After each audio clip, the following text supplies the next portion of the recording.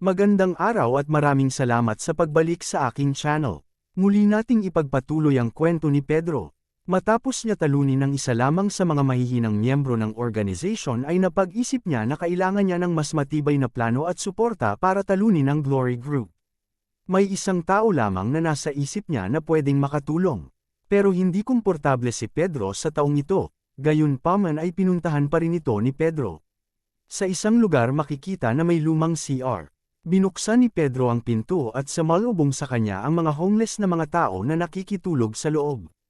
Pumunta si Pedro sa pader at parang may hinahanap at kinakapa.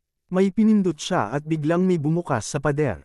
May lagusan papuntang underground. Pumasok siya dito at bumungad sa kanya ang napakasosyal na lugar. Wala pa rin daw itong pinag bago puwera lang sa pintura. Biglang may tumutok ng matalim na bagay sa kanyang leeg. Isang bulag pero maganda at sexy na babae. May kasama itong mabangis na aso. Sinabihan siya ng babae na tahimik ang nakalipas na mga araw pero parang may ililigpit na naman siyang katawan sa pagkakataong ito. Inamoy siya ng babae. Walang amoy ng alkohol, bata, at hindi siya galing sa malapit lang. Higit sa lahat ay matindi ang bloodthirst ng lalaking ito para sa simpleng magnanakaw lang. Akala ng babae ay galing sa Glory ang lalaking ito kaya bigla niya itong inatake.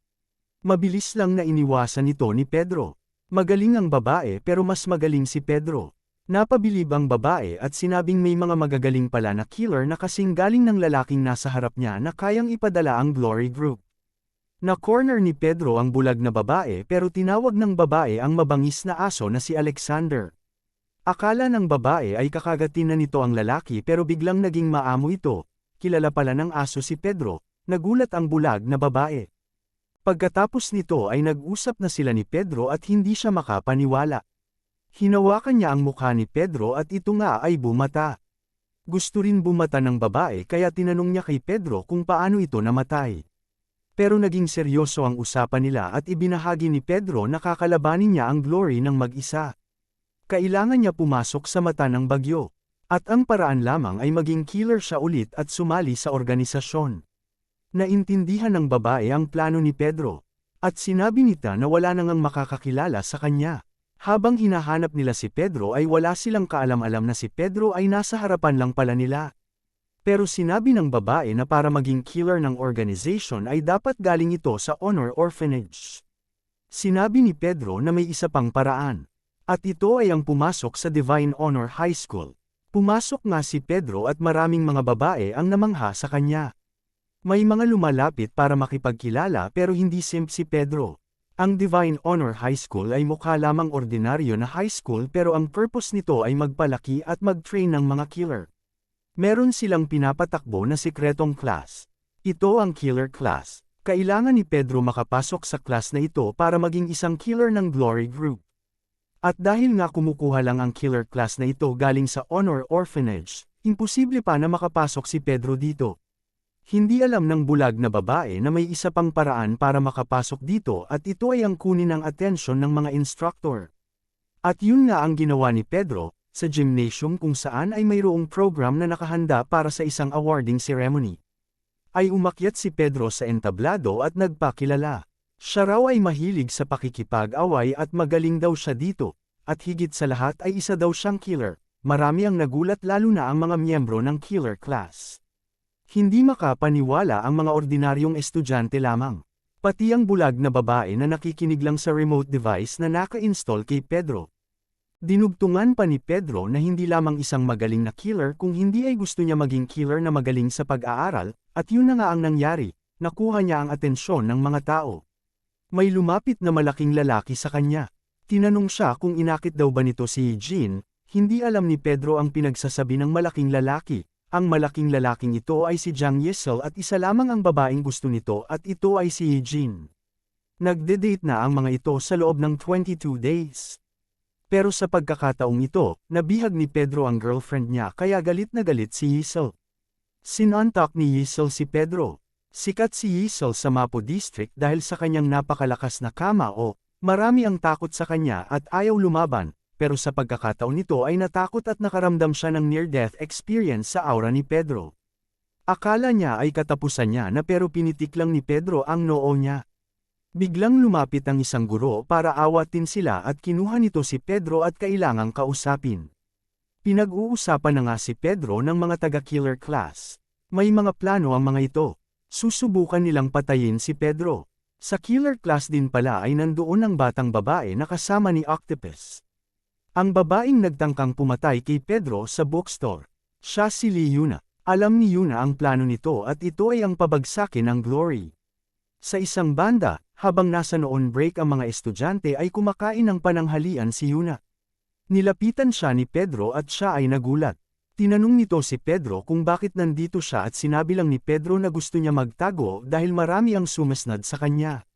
Tinanong din siya ni Pedro kung bakit siya nandito at sinagot niya na wala daw itong ganang kumain pero kabaligtaran ito dahil sobrang daming pagkain ang nasa tray niya. Naalala ni Yuna na binalaan siya ni Pedro at inutusan na sabihin sa Glory na ang matandang Pedro ang may gawa ng pagpatay kay Octopus at sa mga tao nito. Ito rin daw ang paraan para makaligtas si Yuna. Sinabi ni Yuna na ginawa na niya ang pinag-uutos nito kaya bakit pa niya daw hinanap si Yuna. Sinabi ni Pedro na hindi naman siya ang sadya nito kung hindi may iba siyang binabalak. Inalok ni Pedro si Yuna na makipagtulungan pero tumanggi si Yuna at wala daw itong dahilan para tulungan si Pedro. Wala daw magagawa ang baguhan at ang batang katulad niya sa loob ng paaralan na ito. Umalis na si Yuna dahil ayaw na niya madamay. Nang papaalis na si Yuna ay tinawag ito ni Pedro sa kanyang kumpletong pangalan na Lee Yuna. Nagulat siya dahil alam ni Pedro ang pangalan nito. Tumalikod siya at wala na si Pedro. Nag-umpisa nang magpapansin si Pedro sa paaralan. Sumali siya sa track and field and nanalo ng walang hirap. Magaling din ang mga mata nito at number 1 sa eye test. Magaling din ito sa paghawak ng patalim. Sa likod naman ng paaralan malapit sa basurahan ay mayroong mga estudyante na naninigarilyo at sinita ito ng isang guro pero wala itong magawa dahil malalakas ang mga estudyanteng ito at malalaki. Kahit anong galit nito sa mga estudyante ay hindi siya pinakinggan at sinuntok pa siya. Bumagsak ito sa mga basurang gamit, binalaan pa nila ang guro na kakasuhan ito ng student abuse at masususpende ang license nito. Bigla naman dumating si Pedro para magtapon ng basura at nakita ito. Tinanong niya kung sinuntok ba nila ang teacher, hindi nila gusto ang tono ng tanong ni Pedro at sinagot nila ito na oo, sinuntok nga nila ito, at ano ang gagawin nito kung sinuntok nga nila. Umalis na lang daw ito, sinagot sila ni Pedro na paano kung ayaw makinig nito sa kanila. Dinuraan nila si Pedro at tinawanan. Biglang sinuntok ng isang lalaki si Pedro pero nakailag ito ng sobrang bilis. Dinakma ito ni Pedro sa bandang leeg at pinatid. Bagsak ang lalaki ng walang hirap. Ang isang lalaki naman ay akmang hahampasin ng brick si Pedro sa likod. Sinuntok lang ito ni Pedro at nabasag. Wala silang magawa. Humingi ng payumanhin ang mga estudyanteng ito kay Pedro at sa guro. Umalis na ang mga estudyanteng ito at tinanong ni Pedro kung okay lang ba ang teacher. Pinagalitan pa rin siya ng teacher dahil nakipag-away pa rin ito sa loob ng paaralan at sa harap pa niya. Di ito pinansin ni Pedro at pinulot lamang ang cellphone na naiwan ng mga estudyante. Biglang inatake ng teacher si Pedro. Sinipa niya ito pero sinanggalang ito ni Pedro. Sinabi ng guro na accurate ang pag-judge niya sa mga tao at alam niya na magaling si Pedro. Tinanong siya ni Pedro kung ano ba ang pinagsasabi nito. Sinabi ng teacher na magaling siyang makipaglaban at ebidensya dito ay hindi umano natapon ang kape nito habang nakikipaglaban kanina. Tinanong niya si Pedro kung bakit siya umaral makipaglaban. Isa lang ang sagot ni Pedro at ito ay gusto niya gumanti. Pero hindi alam ng guro na sila ang paghihigantihan ni Pedro. At doon na inalok ng guro si Pedro na sumali sa isang volunteering work. Hindi niya alam na ito ang pinakahihintay ni Pedro na pagkakataon. Ang teacher pala ay ang instructor sa killer class at ito din ang scout ng mga potential killer. Inoobserbahan na niya si Pedro simula nang magpakilala ito. At sa pagkakataong yun ay dinala niya si Pedro sa killer class. Ano kaya ang maabuti ni Pedro sa loob ng killer class? Masisimulan na niya kaya ang plano niya at sino-sino ang mga taong makakasama niya. Alamin sa susunod na kabanata. Maraming salamat sa panunood ng ating recap. Please like and subscribe to our channel. See you mga ka-recap.